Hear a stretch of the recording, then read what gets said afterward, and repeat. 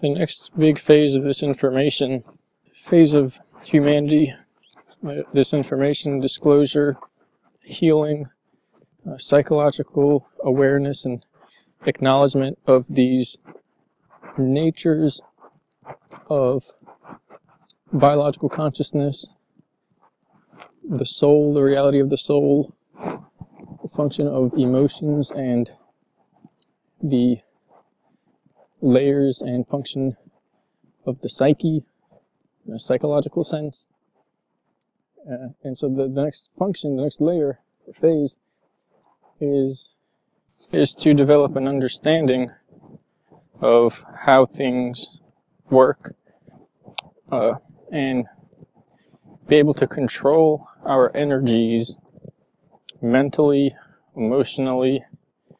intellectually, which is basically mentally, and we kind of have a duality, but there's also a varied spectrum, kind of transcendent spectrum, where we can go in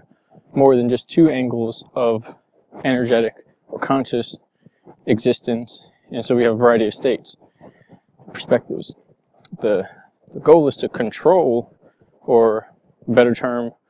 would be to guide these energies in a productive, beneficial manner that is not as destructive as they have been lately in our history, as far as being able to handle the latent capabilities of the mind and the information or knowledge that comes from that, and learning and adapting through these phases of understanding and being, so that we move into alignment and learn how to mitigate disturbances and disharmony and strengthen ourselves and know ourselves, ourself, the whole being, the function, psyche, the ins and outs, the problems that can occur, the natural tendency for difficulty and problems that are part of the natural development of knowledge and strength as the self, or our understanding of the self, progresses.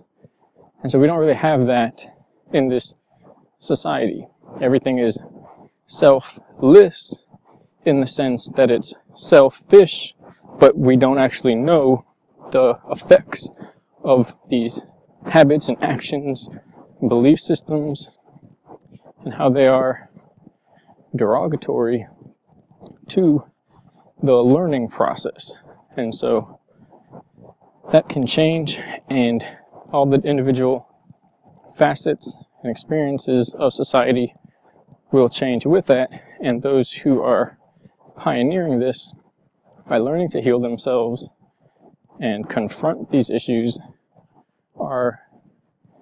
heading the change for the entire civilization. And because of certain scenarios,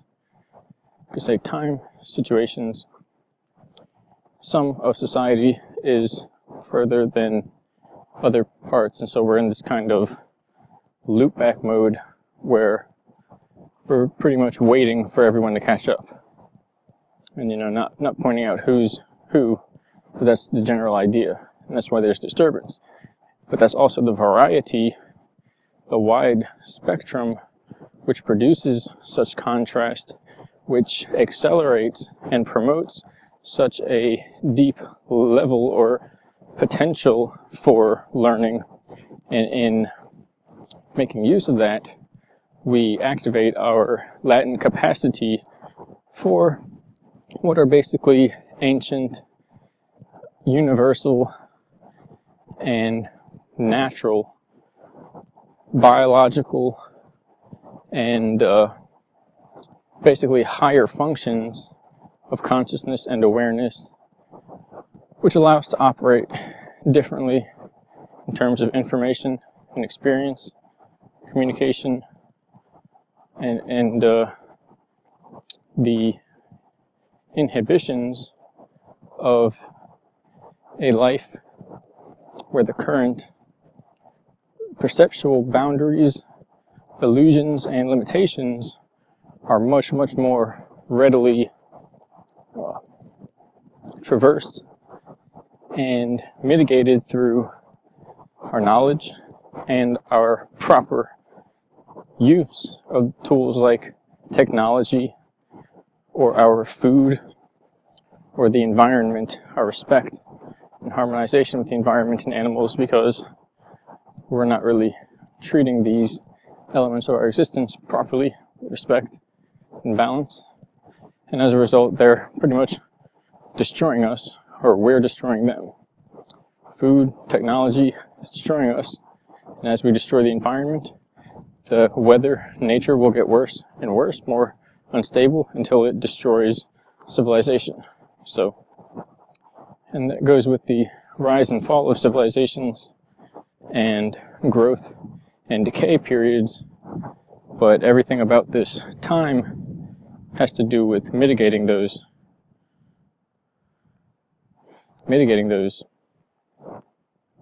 basically a great fall, or any type of scenario where there's a large amount of unnecessary suffering. And so the healing part is a little bit more fine-tuned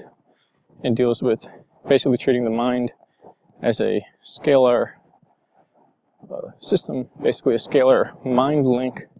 that exists with the body, that one then activates through focus, intention, and through this one can guide the energies of their body through their mind and promote healing and balance of energies in respect, in correspondence with, the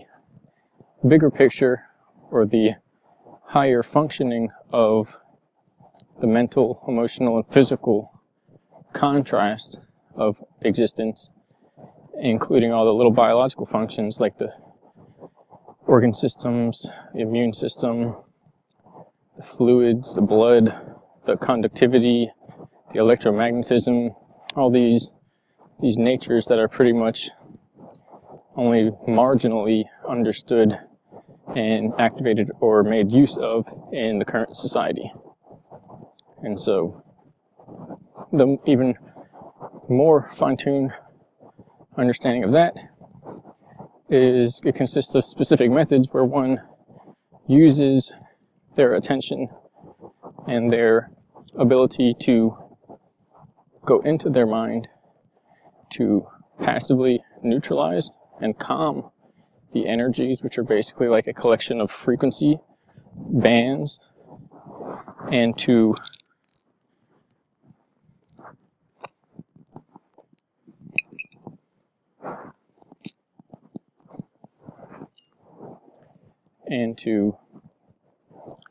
probe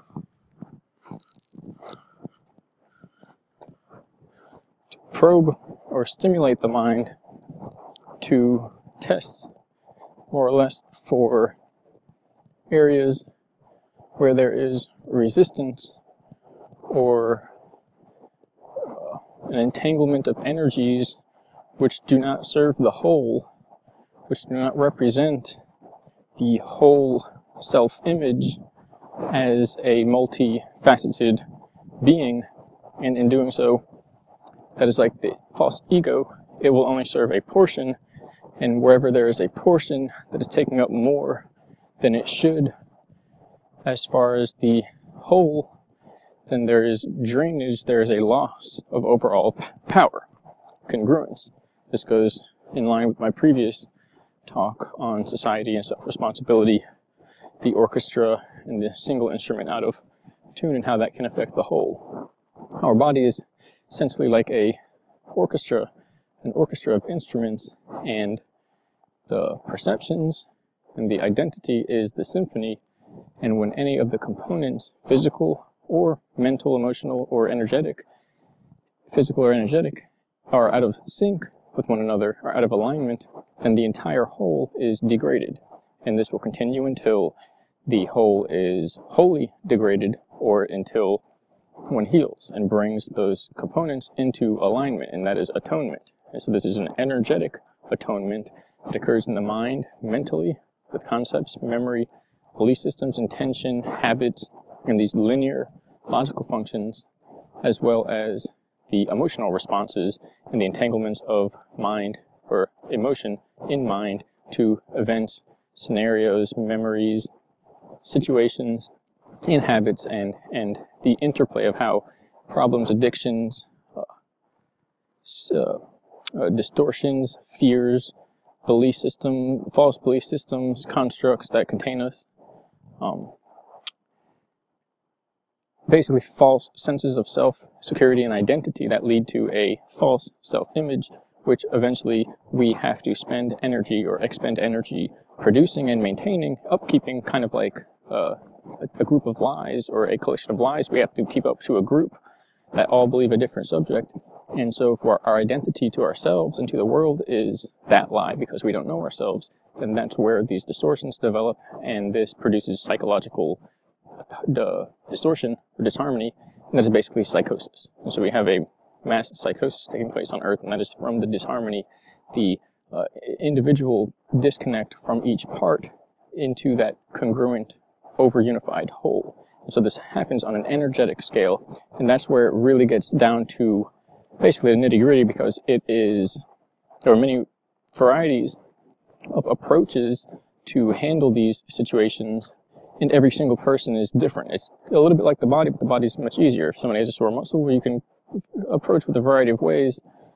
and it's more physical, it's more direct, it's tangible, so it's hard to miss. In other words, you can miss a muscle, right, but you can also just move your finger directly over it and you're not going to miss. So with the concepts of mind, emotion, trauma, memory, identity, etc., it's easy to miss because you cannot see them. So you have to use your mind to find them, and through that there we have a logical analysis or psychoanalysis, and from there we also have emotional analysis or emotional therapy, basically, which all ties together. And together, the study would be basically a whole body-mind healing system, which incorporates a variety of techniques and processes, all inclusive of self-awareness, inducing self-awareness, inducing change, welcoming change, and removing the parts of ourself that are old, like toxic muscle tissue, toxins, parasites, and as well the parts of our belief system, our emotional habits, our mental patterning that are also old and toxic and essentially parasitic to that whole system, that whole self. Same situation. Allegories are used because, one, that is the nature of the universe. One situation is always an allegory for something else. This life is an allegory for another larger, more complex life, and so everything fits into everything else. And so, as well, what we can't see in the moment because it's ourselves that we're looking at, and so it's kind of like a mirror trying to see itself, we can reflect onto another surface and see exactly what we're looking at by taking that situation here and reflecting through metaphor and allegory into another situation that is similar and reflects the same ideals. And that helps us learn of the universe in this complex situation where mind reflects into matter and matter reflects back into mind. Because again, the basis of that is the body and the mind. The same process occurs, the same cycle occurs with the mind and the universe. And it also makes sense to point out that the mind and the universe is similar to saying the mind and the body. That the universe reflects the mind and the body reflects the mind, and vice versa. And so then we get the idea that the two are at an interplay, and that is where the connection or the old adage comes from, that if you know the self, you know the universe. And it's the same as saying you know the body, you know the mind, you know your environment, and how the two connect. And as well, you learn about the environment, biology, physics, mathematics, all these subjects, including music and harmonics, everything, frequencies, color, art. You know that, then you know the self, and you know the mind, and personality, and ultimately creation. So the two are connected, and in a way they are the same, literally the same thing, from different perspectives. For instance, when the mind is out of alignment, then the body will be eventually. And if the mind and body are out of alignment, then the universe, the world, the way we perceive others, the way we perceive our life will be out of alignment. And if we attain alignment around us, that will enable a greater opportunity for that. But the fundamental idea is that the source of our experience and awareness is within, and it's not only within the body, but it's within the mind, which is energetic and material. Meaning you could have a bunch of objects, shiny stuff, money, power, whatever, be in a specific location, and you could have a lot of sensual pleasure, etc. for your body, gratification. However, if your mind is not aligned, then there is suffering, because harmony and alignment is the source of stability and congruence and a steady, consistent existence. And without that, life is kind of like the choppy waters of a stormy ocean, and so that is chaotic, and it induces suffering. And so the two interplay, but the source is within, meaning one affects the other, but one can't have a steady mind by forcing those requirements from the outside, from externally in. But as well, this is where the control system comes in. If one does not know that truth, then by influencing a person externally with radio waves, psychotronics, insults, just sadness, depression, desires, lack of, certain situations, well, then the mind will suffer because the person doesn't know that it does not have to, and it doesn't actually affect the mind. And so, but therein it lies the whole journey of understanding that and coming to know that, and the interplay essentially between light and dark and ignorance and knowledge, and helping one another and being selfish and all the aspects of existence that people learn.